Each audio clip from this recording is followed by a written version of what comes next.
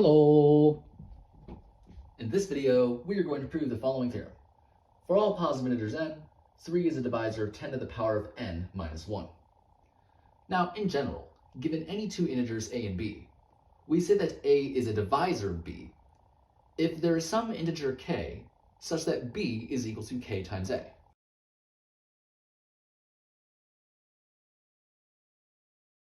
In other words, to say that a is a divisor of b means that b is equal to some integer times a.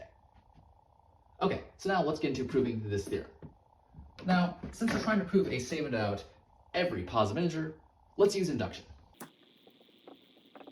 So let's start with the base case. In the base case, we're trying to prove that this is true in the case where n is equal to 1. Now, 10 to the power of 1 minus 1 is equal to 9. And 3 times 3 is equal to 9. So this tells us that 3 is a divisor of 9.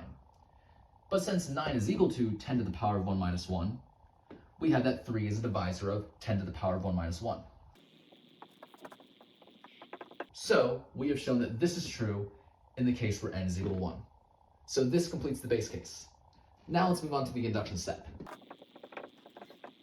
In the induction step, we give ourselves an arbitrary positive integer where this is true.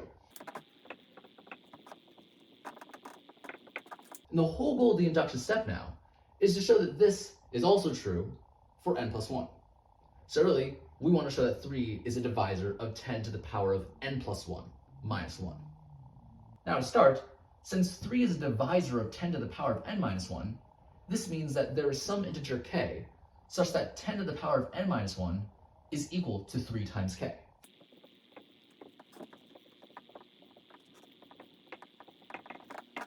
Okay, now let's think about what 10 to the power of n plus 1 minus 1 is equal to.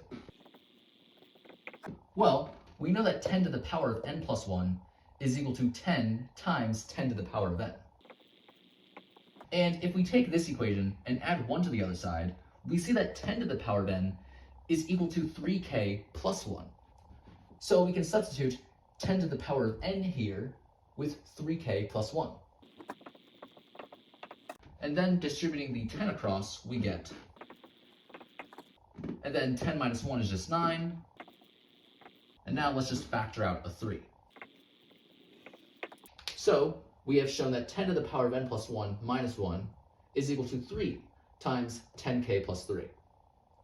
So really, we have shown that 10 to the power of n plus 1 minus 1 is equal to some integer times 3. And by our definition, this means that 3 is a divisor of 10 to the power of n plus 1 minus 1. So we have shown that this is true, where instead of n, we have n plus 1. So this completes the induction step. And since we've completed both the base case and the induction step, this means we have shown by mathematical induction that for all positive integers n, this is true. So this completes the proof. And so yeah, that's pretty much it for this video.